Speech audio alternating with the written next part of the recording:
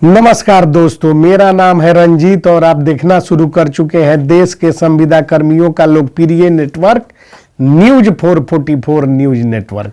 तो दोस्तों, आज की महत्वपूर्ण खबर आंगनबाड़ी सेविका, सहायिका, आशा कर्मी बहनों से जुड़ी हुई महत्वपूर्ण अपडेट, ताजा तरीन अपडेट हम लेकर आए हैं। सारा खबर हम आपको बताएं उससे पहले यदि चैनल पर नए हैं तो चैनल को सब्सक्राइब, वीडियो को लाइक और शेयर कर दीजिएगा। वीडियो को लाइक करना बहुत अनिवार्य है। तो दोस्तों, बढ़ते हैं खबरों की ओर। तो आज की महत्वपूर्ण खबर आशा कर्मी, आंगनबाड़ी सेविका, सहायिका को लेकर जो है कि WHO ने बहुत बड़ी कार्रवाई करते हुए देश के केंद्रीय सरकार से जो है कि सवाल पूछे हैं। WHO का कहना है कि आंगनबाड़ी सेविका, सहायिका जो देश के तमाम राज्यों में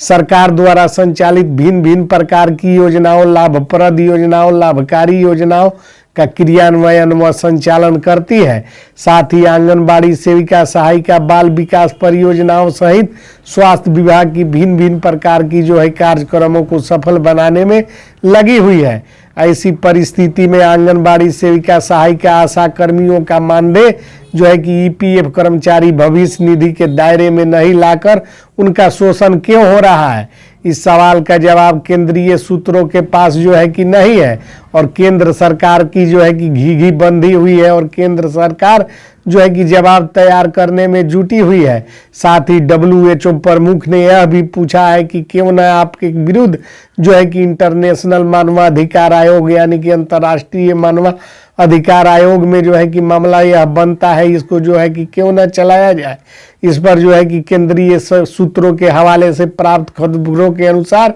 बताया जा रहा है कि केंद्र सरकार का जो है कि भी यह कहना है कि चुनाव समाप्ति के तुरंत बाद जो है कि इस पर कार्रवाई करते हुए नई सरकार के गठन के पहले ही और हो सके तो चुनाव के क्रम में ही आंगनबाड़ी सेविका, सहायिका, आशा कर्मी बहनों का वेतन वृद्धि कर उन्हें कर्मचारी भविष्य निधि के दायरे में लाया जाएगा। आपको बताते चले कि विश्व स्वास्थ्य संगठन दुनिया की सबसे बड़ी जो है कि स्वास्थ्य सेवाओं का जो है कि एक संघ है और जो है कि WHO विश्व स्वास्थ्य संगठन के द्वारा कोरोना काल में लगातार आंगनबाड़ी सेविका, सहायिका, आशा कर्मियों के कार्यों की सराहना करते हुए मॉनिटरिंग किया गया था, जिसमें पाया गया था कि आंगनबाड़ी सेविका, सहायिका, आशा कर्मी बहनें कोरोना के समय में भी अपनी जान जोखिम में डालकर जो है कि विभिन्न प्रकार की दवाओं सहित कार्यक्रमों को जो है कि उन्मूलन कार्यक्रमों को घर घर पहुंचाने का काम किया और साथ ही बाल विकास परियोजनाओं को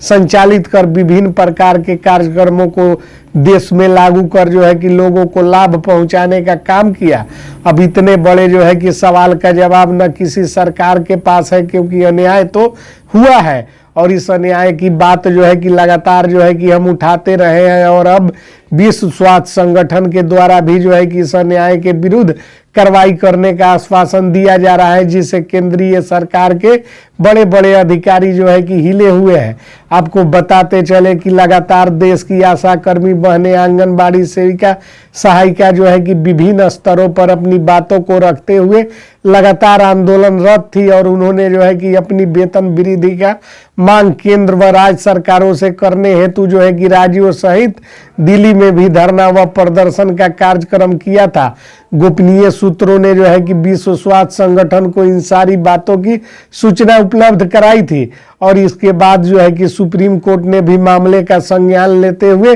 केंद्र सरकार पर दबाव बनाया था, जिसके उपरांत केंद्र सरकार ने तमाम राज्यों के मुख्य सचिवों के साथ वीडियो कॉन्फ्रेंसिंग के माध्यम से आंगनबाड़ी सेविका, सहायिका बहनें, आशा कर्मियों का वेतन वृद्धि का जो है कि मामला उठाते हुए जल्द से जल्द इनका वेतन जो है कि 12,000 से अधिक 18,000 के करीब करते हुए इन्हें कर्मचारी भविष्य निधि का लाभ देने का अनुशंसा किया था, जिसके आलोक में सरकारों के द्वारा अब तक कोई कार्रवाई नहीं किया गया और अब जो है कि विश्व स्वास्थ्य संगठन के द्वारा मामले में हस्तक्षेप करते हुए सरकार से पूछा जा रहा है कि इतनी लाभप्रद और लाभकारी योजनाओं को कोरोना काल में लागू करने वाली इन महिलाओं के साथ इस तरह का अन्यायपूर्ण रवैया क्यों अपनाया जा रहा है, जिसका जवाब केंद्र सरकार के पास उपलब्ध नहीं है और केंद्र सरकार जो है कि कह रही है कि हम वेतन वृद्धि करेंगे। आपको बताते चले